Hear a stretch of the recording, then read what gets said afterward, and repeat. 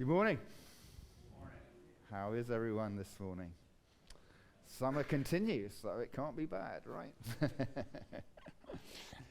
We are going to be in Genesis chapter 4 this morning. Question: have you ever been ghosted? Has ever someone just dropped out of your life when you thought the relationship was going well, without any warning, without any explanation, and suddenly they were gone? Or perhaps maybe you've ghosted somebody else, right?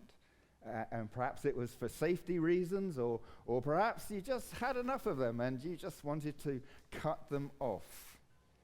You know, I think mostly that term being ghosted applies to a dating relationship, doesn't it? That one person thinks that everything is going swimmingly well and they're texting back and forth, and then suddenly there's silence and there's no response, and maybe they go looking for that person on social media, and to their great surprise, they found themselves blocked from all that person's social media. But it's not just dating relationships. It can happen in all kinds of relationships, in friendships, in business. And you might even think it's like a new phenomenon that came in with the advent of mobile phones and stuff. But you would be wrong. I've shared my story, and most of you know it, how I came to boring Oregon many, many years ago. But the truth is, actually, I never really wanted to come to America. That was not on my top list of places I wanted to go. In fact, it wasn't even on my list at all, to be honest. But, I came through this scheme that it was like a work exchange program, and the place that I wanted to go was New Zealand, actually. Ever since I was a kid, I had dreamed of going to New Zealand. And the scheme said, well, we can find you a job in New Zealand. But it turned out they couldn't, because this was back in the early 80s, and unemployment was really high all over the world, and jobs were hard to come by. And they found me a job in boring Oregon, not New Zealand, which I'm eternally grateful for, by the way. But after my year and a half was up, I decided, rather than go back to England, I would actually go to New Zealand. After all, I was halfway there, right? So might as well go the other half and go and see what I wanted to go and see. And I tried to get a job up front, but no such luck. So I thought, well, I'll just risk it and go anyway and see how things work out.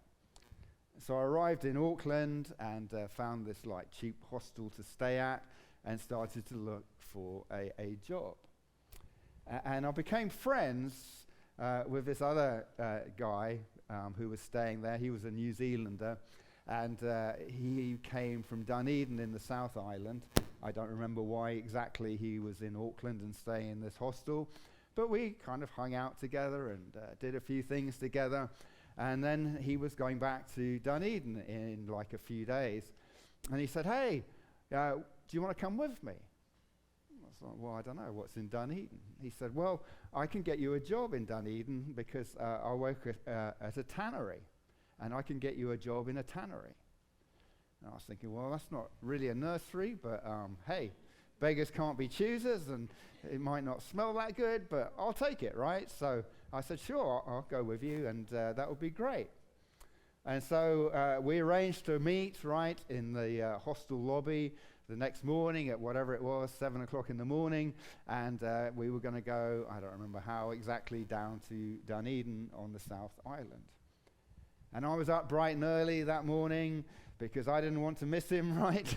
And so packed my bag down into the lobby, 6:50 or so, and really excited and nervous too, that anticipation and nervous thing you get going on. And looking at my watch, 6:55, oh yeah, it's going to be great. 7 o'clock rolls around, 7:05 rolls around. Oh, he must be running a bit late, 7:10, 7:30. And remember, this is before mobile phones, so no texting or anything like that, right? And as I was considering going up, well, maybe I should just go and bang on his door or see what's going on here. There was this Australian young woman, and she worked at this hostel, and she saw me standing there. She goes, "Oh, are you waiting for whatever his name was?" And I said, "Yeah." She said, "Oh, did he promise you a job in Dunedin?" I said, "Yes." She said, "Yeah, he did that to me too, and last night he did a runner." And I felt like such a muppet standing there with my bag, waiting for someone who had no intention of showing up. And I was thinking, well, why would he do that? I know we weren't best mates or nothing, but, why would you do that? And I was angry on the one hand and frustrated and maybe hurt, because there's that whole rejection kind of thing. And I was concerned too, because I'd wasted some time and money thinking that I was going to get this job, which didn't, and now I was back to square one again.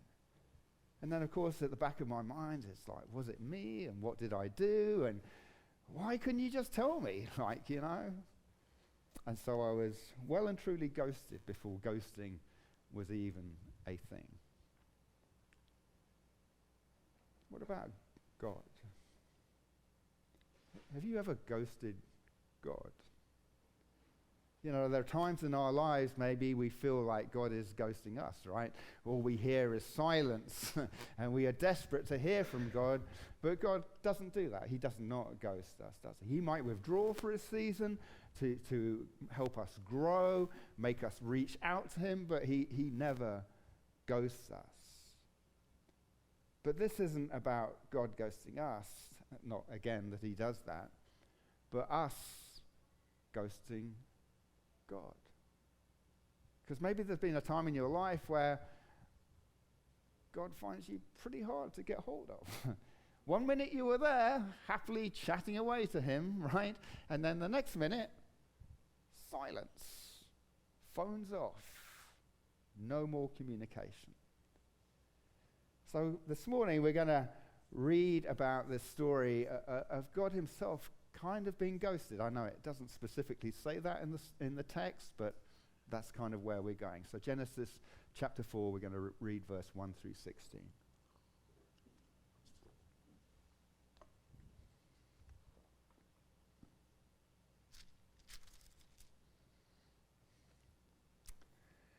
Now Adam knew his wife, and she conceived and bore Cain, saying, "I have gotten a man with the help of the Lord." And again she bore his brother Abel. Now Abel was a keeper of sheep, and Cain a worker of the ground. In the course of time, Cain brought to the Lord an offering of the fruit of the ground, and Abel also brought of the firstborn of his flock and of their fat portions. And the Lord had regard for Abel and his offering, but for Cain and his offering he had no regard. So Cain was very angry, and his face fell. The Lord said to Cain, "Why are you angry, and why has your face fallen? If you do well, will you not be accepted? And if you do not do well, sin is crouching at the door. Its desire is for you, but you must rule over it." Cain spoke to Abel, his brother, and when they were in the field, Cain rose up against his brother Abel and killed him. Then the Lord said to Cain, "Where is Abel, your brother?" And he said, "I do not know. Am I my brother's keeper?"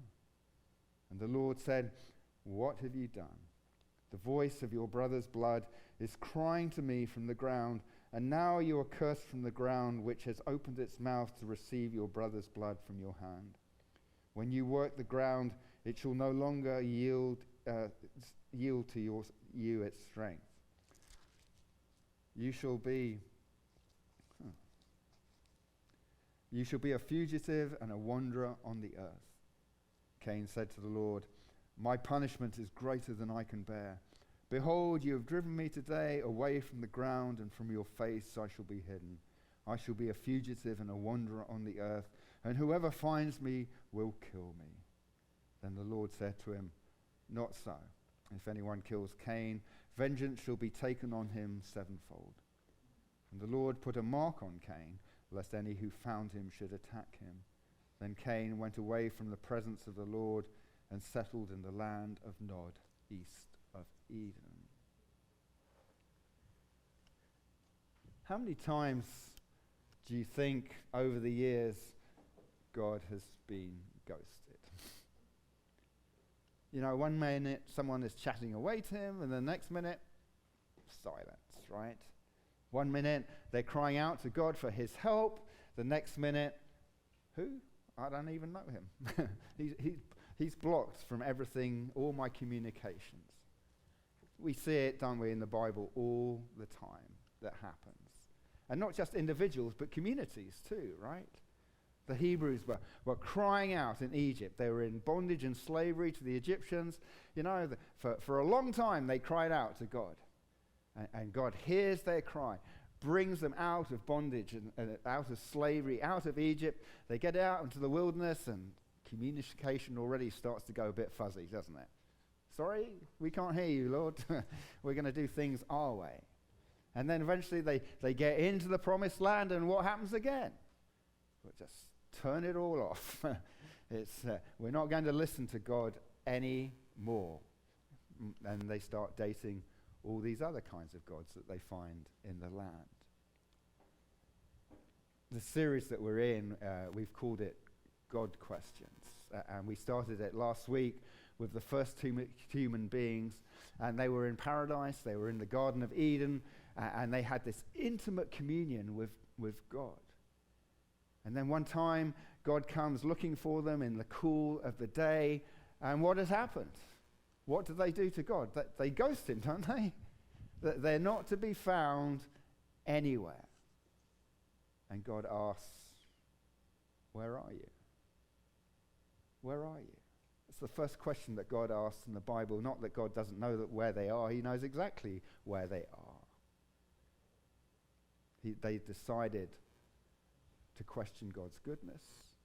They decided to question God's word. They decided to question God's character. They'd actually decided that they would make better gods than God himself. And they ate of the tree which God said, don't eat. And then they saw how inadequate they were to be God. And that's all our story, isn't it? To a greater or lesser extent. But fortunately for us, God comes looking for us. He comes to find us. And he asks the question, where are you? To draw us back to him. All of God's questions are designed to help us look inward and then to God, right, for the answer. God's questions are there to draw us back to him. But of course, life changed for Adam and Eve after they ate from the fruit. The voice had told them that they would not surely die, but they died spiritually that day. And years later, they would die physically as well. There are consequences for their actions. They're banished from the garden. Life becomes harder.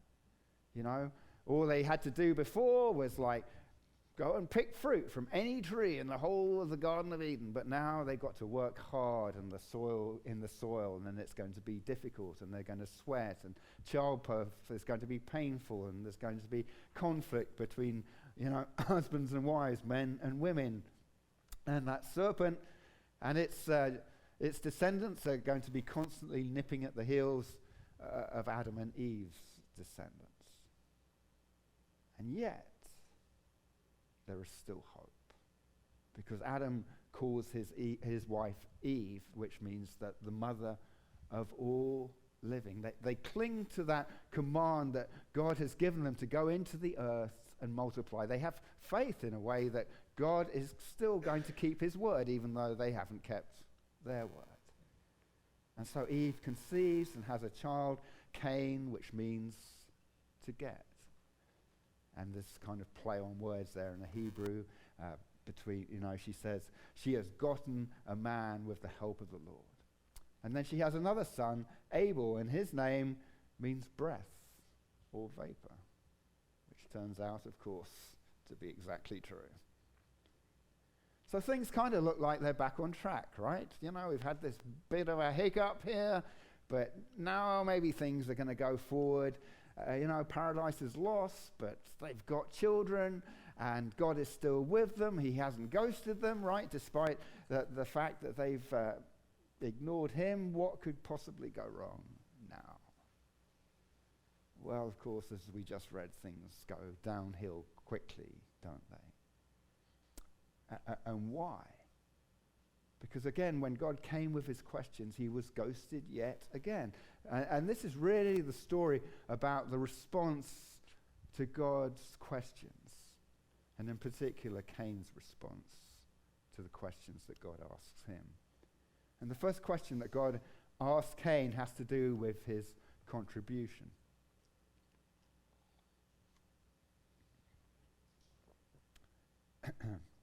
The two sons, they bring a contribution of their work to the Lord.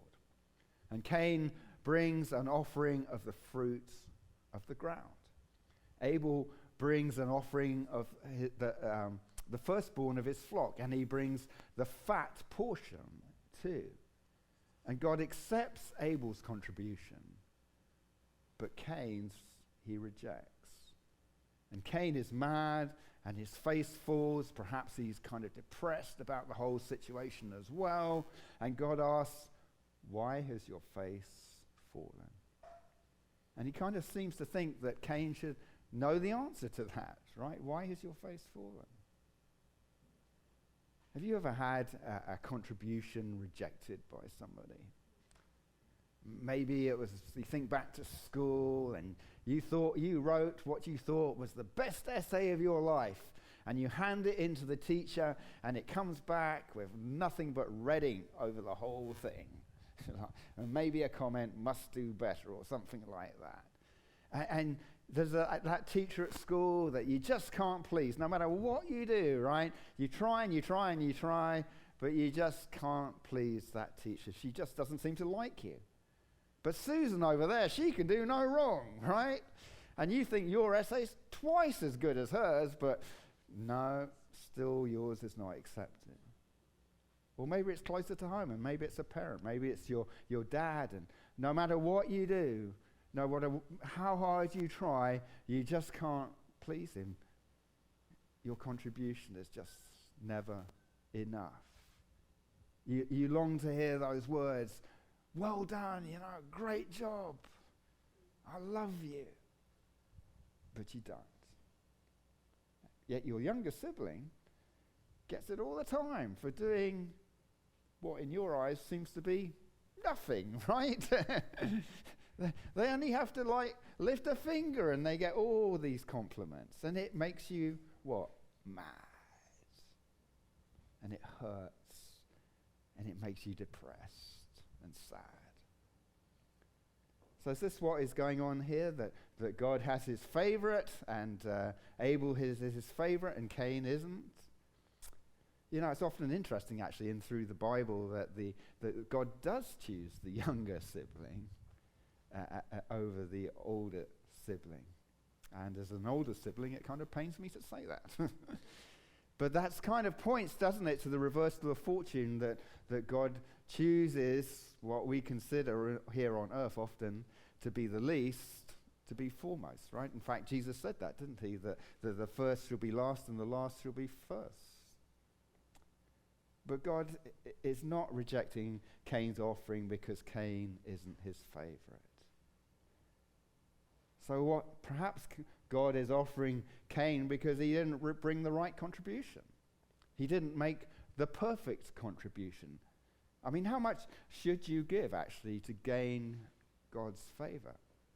Perhaps that's what we are wondering this morning. Often that is a question, right? How much should I give in order to gain God's favor? And we might throw out percentages, Oh, well, if I give 10%, then I will gain God's favor. I was reading an article the other day, and it said that 85% is now the right amount of effort that you should put into work. Not 100%, because if you put 100% in, you're in danger of burning yourself out, right, and overdoing it. But 85% is like, well, you achieve most of your goals, right, but you don't sweat over the 15% that you don't quite get there. That way you won't kill yourself in the process. So is that what God is looking for, 85%? Or is he happy with 10%? Or what exactly is it? You know, I think in this story there's been a lot of ink that's been spilled over the sacrifice. And, you know, well, Cain's sacrifice was rejected because it wasn't an animal sacrifice. So I don't think that is the case here. Number one, the Mosaic law had not yet been given. There was nothing specified about any sacrifices yet. And besides, even in the Mosaic law, right, the grain offerings are perfectly acceptable to God. And Cain was a farmer. He could only offer what he grew, right? And, you know, he was continuing on with from Adam, because Adam too was a farmer, right? And so I don't think that is where the problem lies. The clue, though, I think, is in the understanding of what exactly is behind the offering. Because the author of Hebrews says this: by faith Abel offered to God a more acceptable sacrifice than Cain, through which he was commended as righteous, God commending him by accepting his gifts. And through his faith, though he died, he still speaks.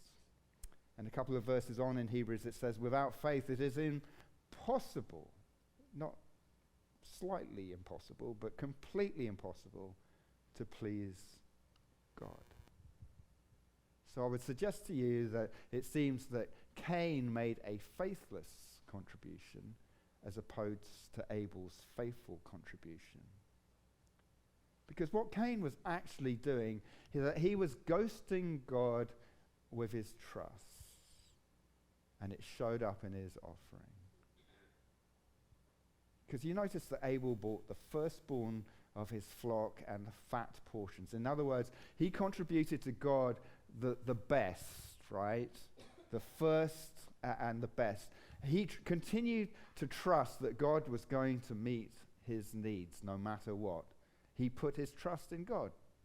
I'm prepared to give God my first and my best because God will continue to provide for me. But Cain, on the other hand, just brought fruit of the ground.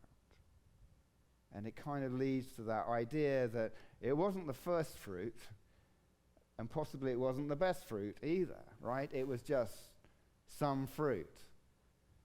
And that maybe Cain had kept that back for himself, right? Well, I don't trust God, so I'm just going to keep this back for myself. I'll give God something, you know. I can spare this bit here, you know. If things go south, I won't miss that, but because I've got this reserve to live off if needs be. And so he gave God what he thought he could spare. There's a massive difference, isn't there, between giving God your first fruits and giving God what you think you can spare and get away with. And it comes down to trust in God. Because with trust, there's risk, isn't there? You're stepping out. You're putting yourself in that place. You're stepping out into that lobby of life, and you're hoping, you're expecting, you're trusting that God is going to show up, that he's not going to ghost you, and that he will continue to show up again and again and again and again, because that is the nature and character of God. Remember, again, there's no requirement here for either of them to give anything. It's a free will offering, right? They're doing it in response to who they believe God is. But it's the quality of the contribution that shows the heart that is behind it. I was listening to this podcast the other day.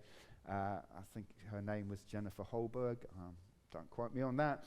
But whoever it was, she was saying that God wants us to be more.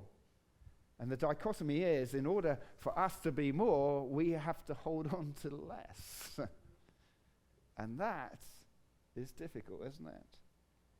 And that is a sacrifice, to release that control of self-sufficiency, to make that contribution to God. But that is how we do it, by making that contribution to God, by putting our dependence in God. And why do we do that? Because we trust him, because we believe in him, and that when we continue to show up, he will be there to meet our needs again and again. That's why God asks us to trust him with our contributions. Not that God needs it. He doesn't need anything that we have, right? But we are to give God our best. That's actually one of our leadership core values here at Garden Church, to give God our best. The question is, will we show up or will we ghost him?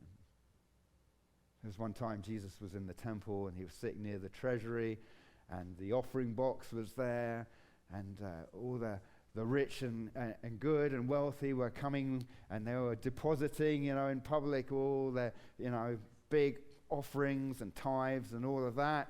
And Jesus calls the attention of his disciples over, hey, I want to show you something. And no doubt they're probably thinking, oh, he's going to point out someone really special, right?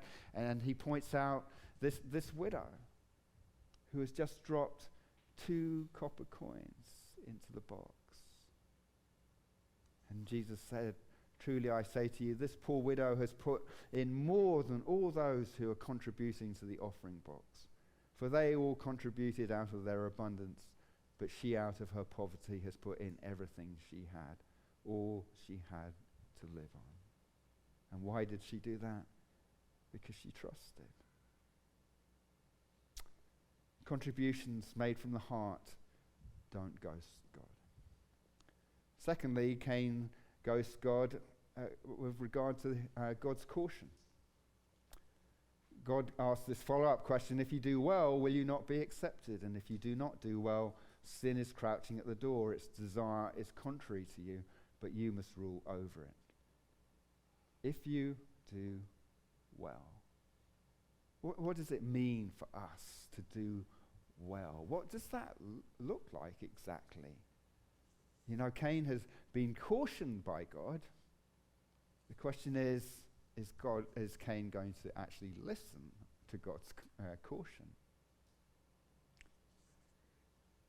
When I went to New Zealand, again, this is pre-internet and all that, so this is my excuse, right? I thought, you could just rock up to New Zealand and they let you in, and that's no problem, right? I knew I didn't need a visa, and so that was all fine. But when I got to immigration, it's a long plane ride to New Zealand, by the way. Finally dragged myself off the plane, went to immigration, and they said, you're not coming in. So what? And they said, well, you've got no return ticket out of the country. And I was like, well, I don't know when I'm leaving, so that's why I don't have a return ticket. And they said, well, you can't come in without a return ticket. I don't know, you've maybe never been stuck in on a border there, but there's not much you can do, right? It's like, well, how can I get a return ticket if I can't come in? And I can't go back, right? And can't go in, and so it's like, well, I don't know what to do exactly. Eventually, an employee of the airline came and rescued me. But I learned a lesson that day, right? Be really sure about you have your entry requirements all in hand before you rock up in a country. It was a caution that I have heeded ever since. Cain, he was not going to be able to say, well, I didn't know. Because God lays it all out for him right here, doesn't he? Because God wants Cain to succeed. God doesn't want Cain to fail. He wants God to succeed. He wants Cain's offering to be acceptable to him. Sometimes maybe I think we get in mind that God is just against Cain. He's not, right? That's why he's giving him this caution. But Cain is going to need to listen. And Cain is going to need to change his ways. Because God is telling Cain, right? He's saying, don't ghost me on this one, Cain. don't just turn me off here. This is really, really important, what I'm saying to you here. And we are all free agents. And we all make choices like Cain. And the choices that we make either lead us into danger or they lead us away from danger. They're never neutral. And sin is portrayed here, isn't it, as an animal crouching at the door. Actually, maybe the imagery is more like some kind of demon type thing, crouching at the door. And it's all ready to pounce the moment you come out of the door. Every morning as we get out of bed and we come out of our doors, right, it's there, sitting at our door, looking to see what we're going to choose to do that day. Ready to take advantage if we happen to make the wrong choices. You know, Jesus warned people all the time, didn't he? You know, we love the stories about Jesus' forgiveness and his grace, but he warned people too. You know, there's that woman, she was caught in the act of adultery, and this crowd was going to stone her, and then they asked Jesus what he thought about it all, right? And you know, he bends down and he writes with his finger in the dirt, and then eventually he says, you know, whoever's without sin, you can cast the first stone. And of course, starts with the oldest because they look at their lives and go, yeah, well, that's not me. And down to the youngest who think, well, I don't have any sin, you know. And then eventually they think, well, maybe I do have something, ding. And they all drop their stones, don't they? And he's left alone with the woman. And he asks the woman, where are they? Has no one condemned you? And she said, no one, Lord. And Jesus said, and we love this part, neither do I condemn you. And then Jesus says, what? Go and sin no more. We hear the first part, but not so much the last part. Go and sin no more. Because it's hard, isn't it, to go and sin no more. You know, I'm sure with that woman, that to start with, maybe it was easy because she just had this really near-death experience, right, where she was going to be stoned to death.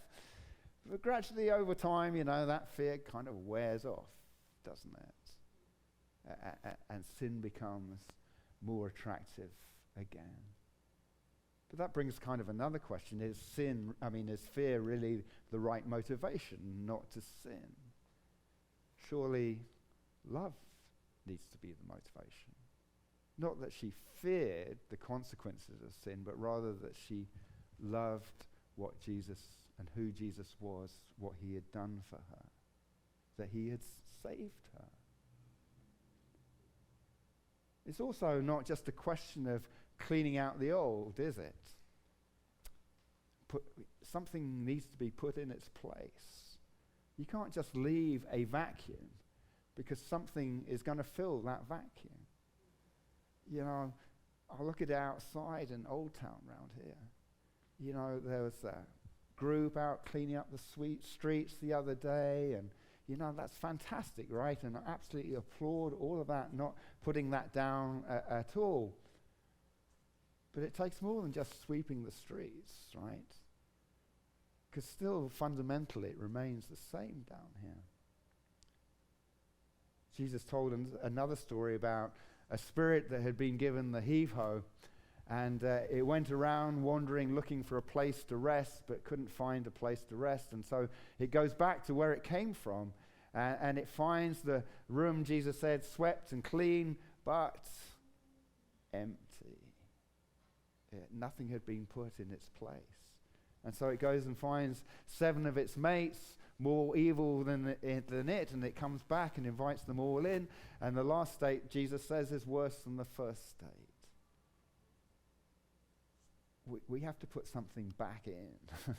You can't just leave a vacuum. That's why Paul in Romans says, I appeal to you, therefore, brothers, by the mercies of God, to present your bodies as a living sacrifice, holy and acceptable to God, which is your spiritual worship. Do not be conformed to this world, but be transformed by the renewal of your mind, that by testing you may discern what is the will of God, what is good and acceptable and perfect. So don't ghost God's caution. Don't just blow him off. And thirdly, Cain ghosts God's community.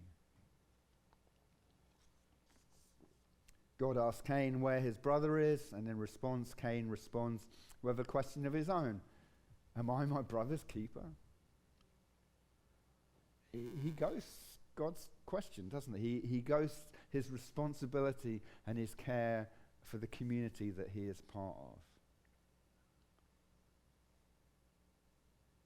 You know, I don't know why that chap in New Zealand ghosted me exactly. Perhaps he couldn't deliver on his promise, right? Perhaps there was no job that he could really offer.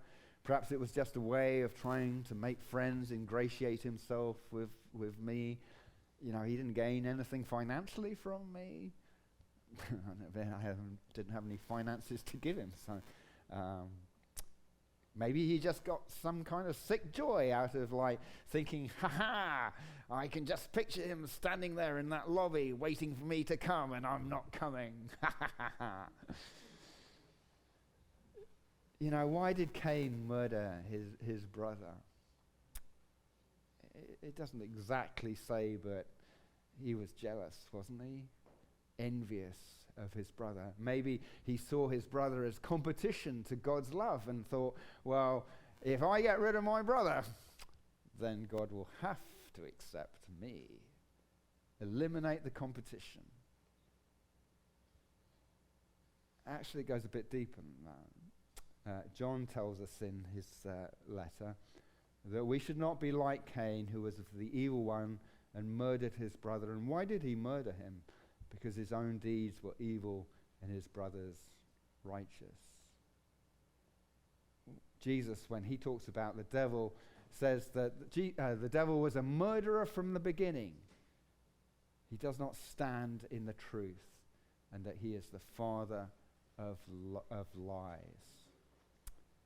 And Jesus in his Sermon on the Mount talks about how murder isn't just the physical act, but when we desire to see someone eliminated, then we have committed murder in our hearts. Because what murder does, right, is that it destroys community, doesn't it? Whether that's physically speaking or whether that's spiritually speaking, emotionally speaking. There are many ways to kill people. Yes, of course, guns, knives, what have you. But we also kill each other with our words. And also we can kill each other with our absence too. And it is the antithesis of what God created us for. Because God created us for community. To be in community with Him and be in community with each other. And community involves caring for each other. It involves loving each other. It involves celebrating with each other. It involves grieving with each other. All of these things, right?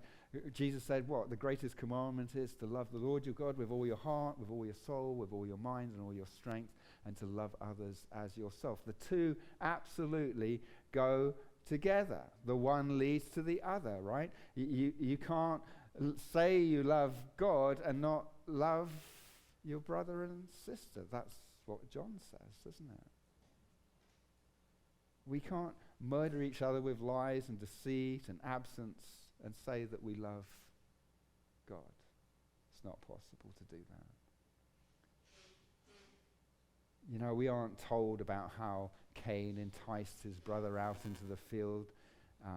You know, I'm thankful that I was just left standing in the lobby with my bag and I wasn't enticed out into some field and disposed of. But it makes me think of another Old Testament story where there was another brother many, many years later who was also enticed out into a field by his brothers. And they were jealous and envious of him because he was his dad's favorite. And they hated him. And they were going to kill him. But they decided at the last minute they would sell him into slavery instead. Because they thought if they got rid of him, problem over, right? Problem solved. That's often what we do, isn't it? We focus on the symptom rather than the problem. Because the problem wasn't actually Joseph. The problem was with their dad, Jacob.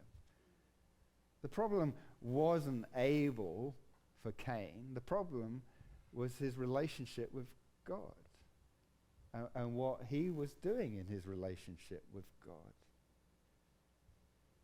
So those brothers, they took their brother's special robe, didn't they? And they dipped it in animal blood and they carried it home to their father in a really callous way. They said, "Oh, we found this. Is this your son's robe?" and just left his father Jacob to come to the obvious conclusion that his son had been ripped to pieces by some wild beasts. But God knew with Abel what had taken place, didn't he? And Abel's blood, God said, was crying out to him. And any time we break community, the stain of that cries out to God. And God confronts Cain and he punishes Cain and he tells Cain that he is going to be a wanderer and that the ground is now going to be cursed to Cain because he has polluted it with his brother's blood. You know, if we want to grow healthy, flourishing lives, then they've got to be sown on unpolluted ground.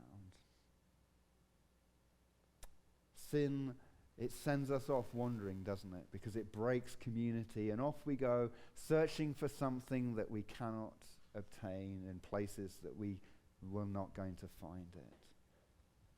And Cain then, he actually has the audacity, doesn't he, to complain to God about his punishment. It's not fair what you're doing to me, after he has just murdered his own brother. His brother's blood at that moment is seeping into the ground, and he's complaining.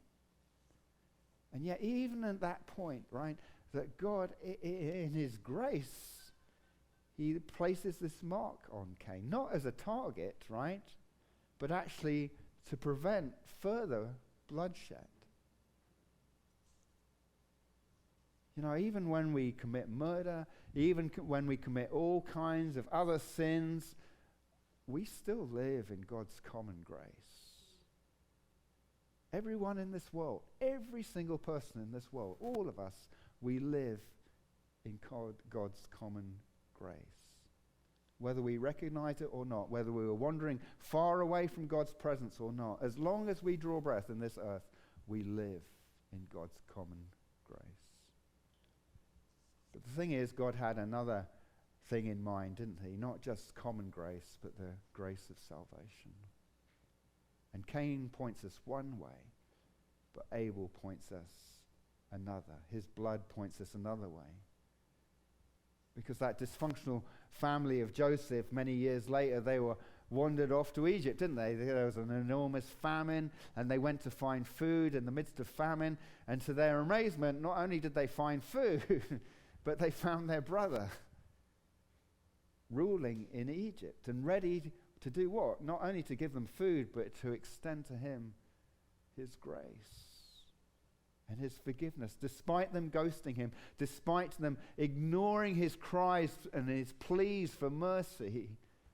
Yet he welcomes them back in, because Joseph recognizes that him going to Egypt was actually an act of God. And even that is just a forerunner that points us to the biggest act of grace of all time, when Jesus entered Jerusalem.